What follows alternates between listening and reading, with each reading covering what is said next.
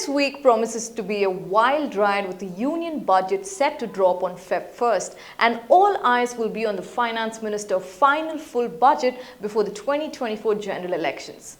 But it's not just the budget that's got the market on edge, with quarterly earnings and the recent Adani controversy also causing a stir in individual stock movements. And if that wasn't enough, the first FOMC meeting of 2023 is set to capture global market attention. In this TITM, we will take a trip down memory lane to see how the markets have reacted on budget days and post-budget in the last decade. Let's begin.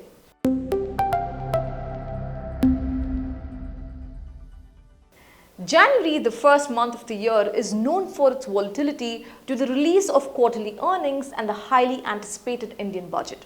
Now, this annual event lays out the country's fiscal and financial plans for the year. The Nifty 50 index has historically seen mostly negative or flat returns in the week leading up to the budget day, but only about 8 out of 9 times. Now, the reason behind this is the uncertainty surrounding the budget. On budget day itself, the stock market has been a mixed bag, advancing 8 times and declining 7 times in the past 15 budgets. However, the market has shown improvement in the week following the budget with an average return of 1.5%. Now, it is important to note that these are just examples and past performance is not indicative of future results. The stock market is influenced by a range of factors, and it is difficult to predict the exact reaction of the stock market to the budget. However, a budget that is perceived to be pro-growth and business-friendly may lead to a positive reaction from the market. For example, in 2021, the stock market responded positively to the budget as it called for an increase in government spending to revive the economy. There was an infrastructure push in the budget and a set monetization plan to fund the infra projects. Privatization of public sector banks was also another announcement. In the upcoming budget, our CIO, Mr. Jaspreet Singh Arora, expects it to be only a market event if there are changes in the tax rates or tenures of long-term capital gains or short-term capital gains across asset classes.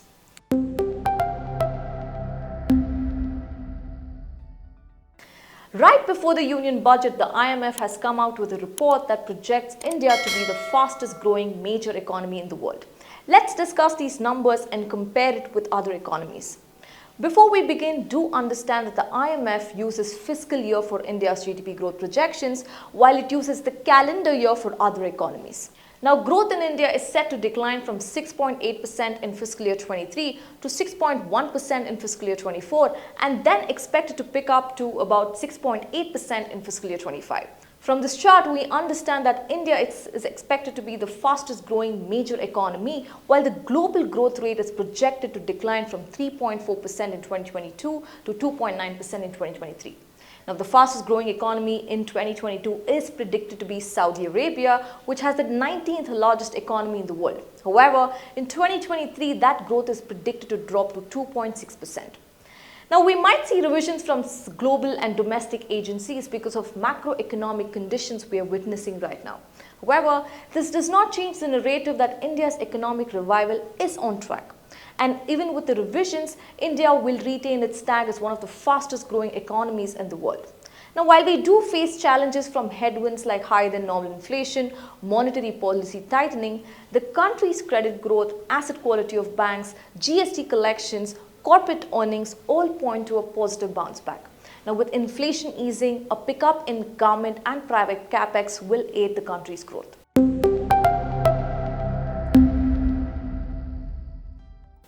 So what does these news mean for you? The union budget is an important event, but it's just one piece of the stock market puzzle. Stay informed and stay invested for the long term. This will have a direct neutral impact on you. While we face several challenges in the near to medium term, India will retain its tag as the fastest growing major economy in the world. Having said that, we need to be wary of the macroeconomic headwinds. This will have an indirect neutral impact on you. While I say this is me, Merlin Susanna, signing off. Take care and stay invested. Did you like watching this video? Then download our app, Informed Investor, to watch more such informative and interesting videos.